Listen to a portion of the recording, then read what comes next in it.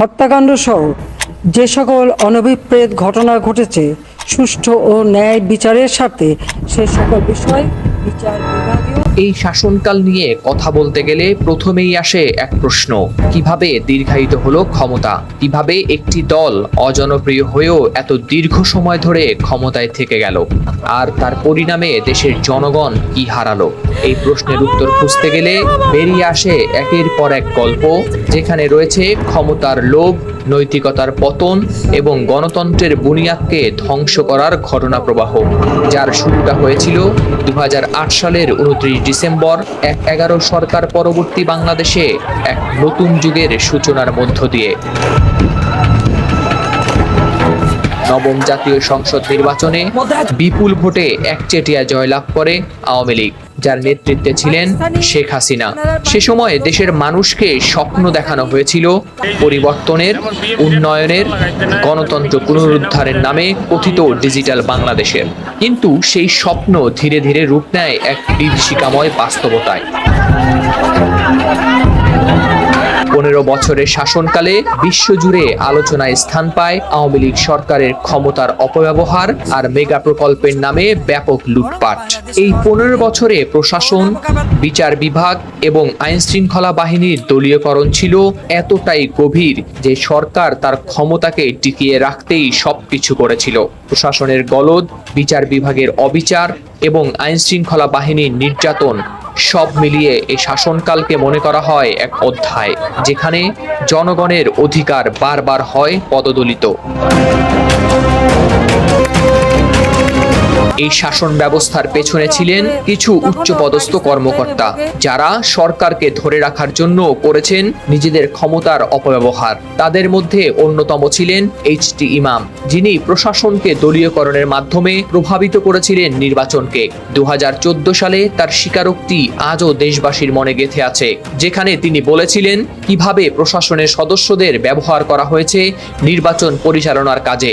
আইন শৃঙ্খলা বাহিনীর সদস্য ও প্রশাসনের কর্মকর্তা কর্মচারীদের দেশপ্রেম ও জীবন বাজি রেখে সাহসিকতাপূর্ণ ভূমিকার কথা স্মরণ করাটাকে যারা অন্যায় হিসেবে বিবেচনা করে ভুল ব্যাখ্যা করছেন, তাদের বিবেকের কাছে জিজ্ঞাসা, সেদিন নির্বাচন না হলে, গণতন্ত্র ব্যাহত হলে, উগ্র জঙ্গি গোষ্ঠীর উত্থানের মধ্য দিয়ে দেশের উন্নয়নের গতি থেমে গেলে তাতে কাদের কতটুকু লাভ হতো তা একবার দয়া করে ভেবে দেখবেন কি? এর মধ্যে ছিলেন বিচার বিভাগের প্রধান এবিএম খায়রুল হক। তিনি সেই ব্যক্তি যিনি তত্ত্বাবধায়ক সরকার ব্যবস্থা বাতিলের মাধ্যমে দেশের নির্বাচন ব্যবস্থাকে করেন ধ্বংস।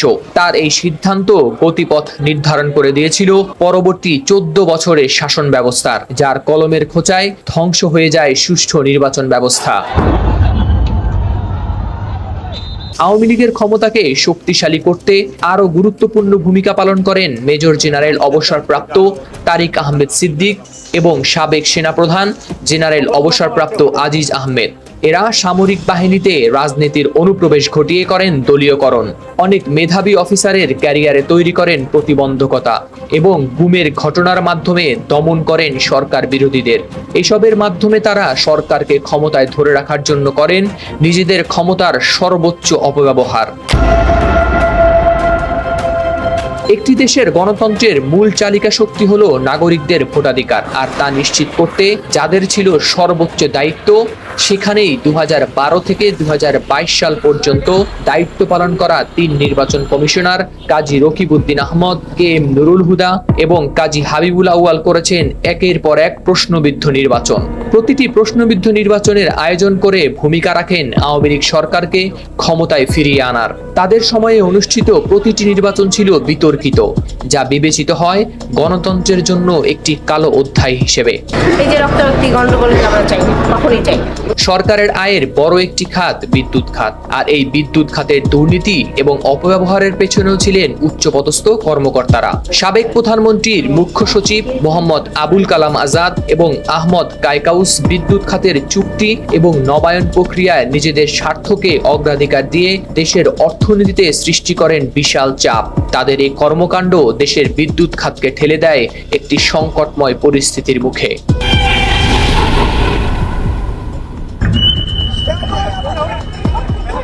সরকার তার ক্ষমতা ধরে রাখতে তৈরি করে জাতীয় টেলিযোগাযোগ পর্যবেক্ষণ কেন্দ্র NTMC, যার যাত্রা শুরু হয় 2013 সালে। সংস্থার মহাপরিচালক মেজর জেনারেল অবসরপ্রাপ্ত জিয়াউল আহসান নাগরিকদের ফোন কল এবং ইন্টারনেটে বিভিন্ন যোগাযোগ অ্যাপে আড়িপাতা এবং নিয়ন্ত্রণের কাজ করতেন। এই সংস্থা থেকে প্রাপ্ত তথ্যের মাধ্যমেই দমন করা হয় বিরোধী মতকে, যা ব্যবহৃত হয় সরকারের ক্ষমতা ধরে রাখার কৌশল হিসেবে। আওয়ামী লীগের ক্ষমতা ধরে রাখতে পুলিশ বাহিনীর ভূমিকা ছিল অপরিহার্য। আইজিপি AKM শহীদুল হক, বেনজির আহমেদ এবং মনিরুল ইসলাম এ সময় দায়িত্ব পালন করেন। তাদের নেতৃত্বে বিচার বহির্ভূত হত্যা, গুম এবং বিরোধী দলের উপর নিপীড়ন নিয়মিত ঘটনা হয়ে দাঁড়ায়। শেখ হাসিনার বেসরকারি শিল্প ও বিনিয়োগ উপদেষ্টা সালমান এফ রহমান তার ব্যবসায়িক সুবিধার জন্য সরকারের সঙ্গে সম্পর্ক গড়ে তুলেছিলেন এবং তার ব্যবসা প্রসারিত করেছিলেন। তাকে স্বজনতোষী পুঁজিবাদের একটি বড় উদাহরণ হিসেবে দেখা হয়। প্রোটেকশন কাউকে দেওয়া হবে না, তো সেটা তো আমরা এই 15 বছরের শাসনকালের পরিপ্রেক্ষিতে দেশের জনগণ আজ অপেক্ষা করছে একটি নতুন দিগন্তের সূচনা দেখার জন্য, যেখানে ফিরে আসবে ন্যায় বিচার, সুশাসন এবং মত প্রকাশের স্বাধীনতা। জনগণের আশা, ভবিষ্যতে এমন একটি সরকার আসবে যা জনগণের জন্য কাজ করবে এবং দেশের গণতান্ত্রিক মূল্যবোধকে পুনরুদ্ধার করবে।